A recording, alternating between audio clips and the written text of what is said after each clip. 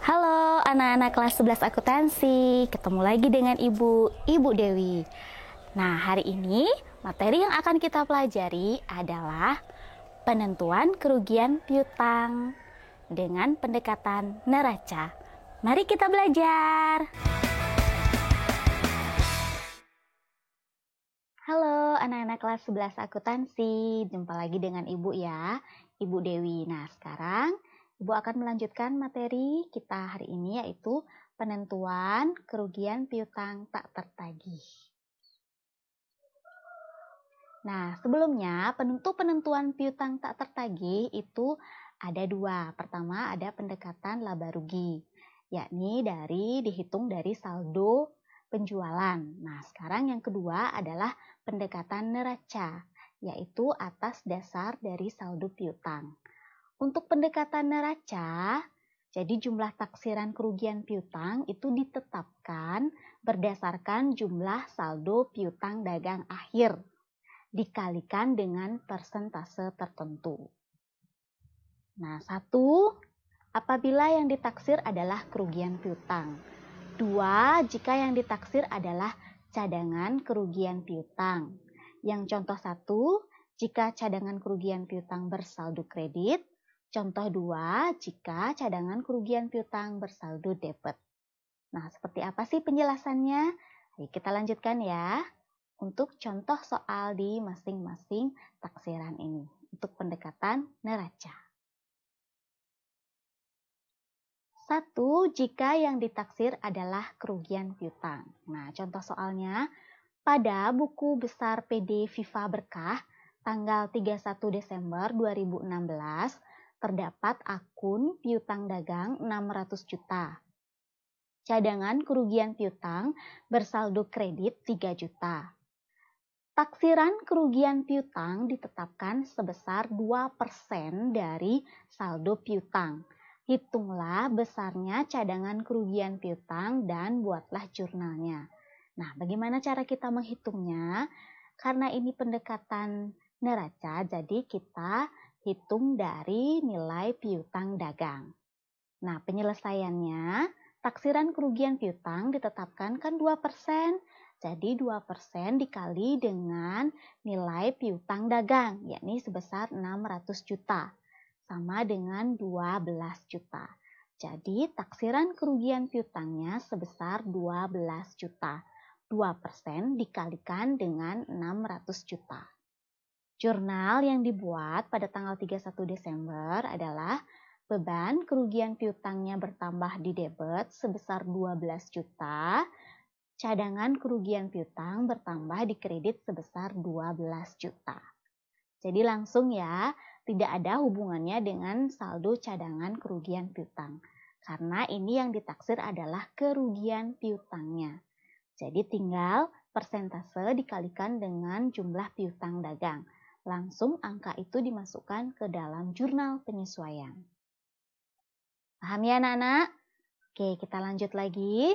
Yang kedua, jika yang ditaksir itu adalah cadangan kerugian piutang bersaldo kredit.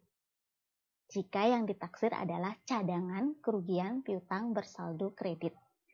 Nah, dengan soal yang sama, PD Viva Berkah pada tanggal 31 Desember ada akun piutang dagang 600 juta, cadangan kerugian piutang saldo kredit sebesar 3 juta.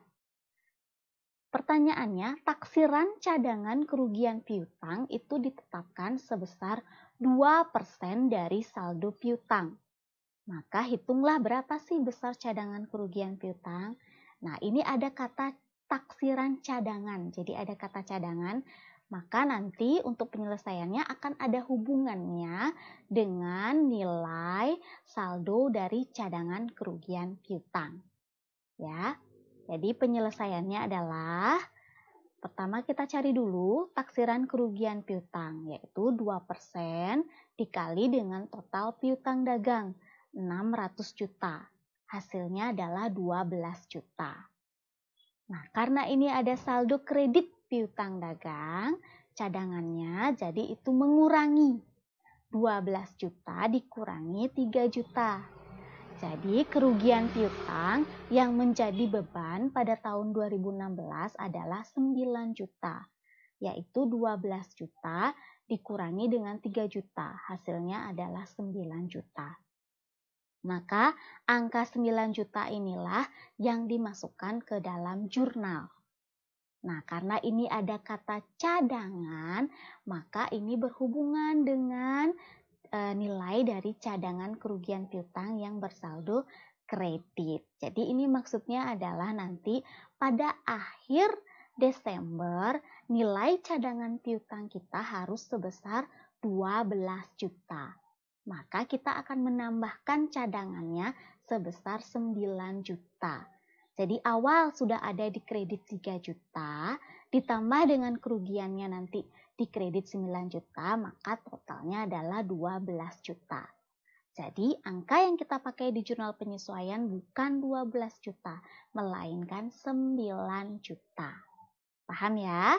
12 juta dikurangi 3 juta, yaitu 9 juta. Nah, jurnalnya adalah beban kerugian piutangnya bertambah di debit sebesar 9 juta, cadangan kerugian piutang bertambah di kredit sebesar 9 juta. Nah, apabila di soal ada kata cadangan, maka dia akan berhubungan dengan angka cadangan yang ada di soal. Nah, jadi angkanya beda ya, 9 juta yang kita masukkan, bukan 12 juta. Paham ya?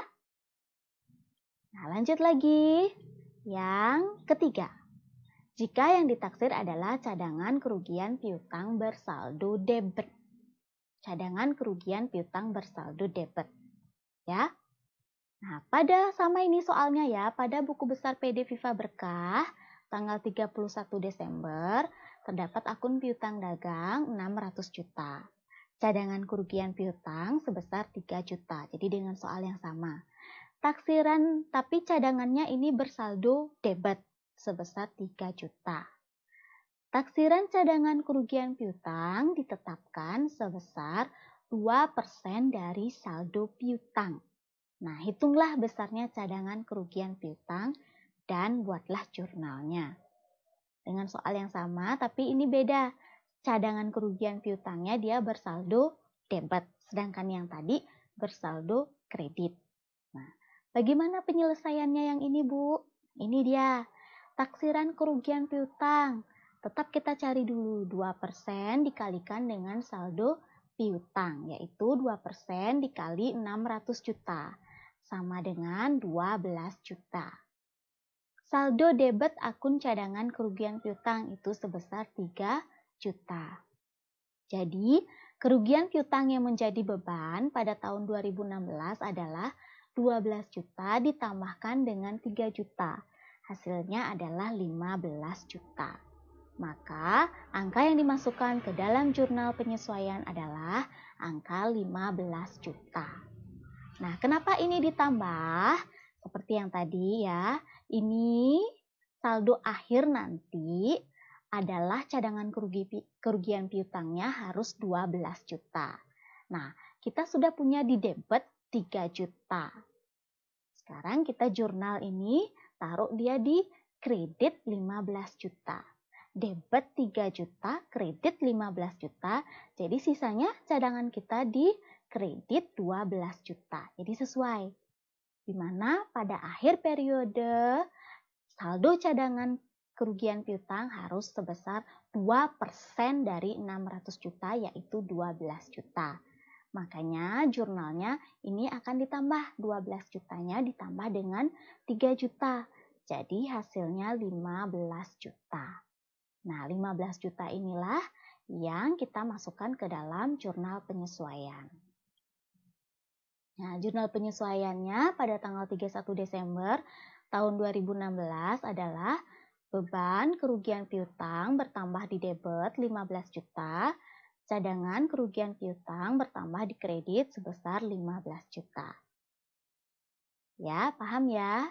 Beda konteks soalnya, berarti beda juga nanti hasil yang akan dimasukkan ke dalam jurnal penyesuaian. 1. Jika yang ditaksir adalah kerugian piutang. Jadi di soal ada taksiran kerugian. Nah, angka yang kalian pakai adalah piutang dagang dikalikan dengan persentase.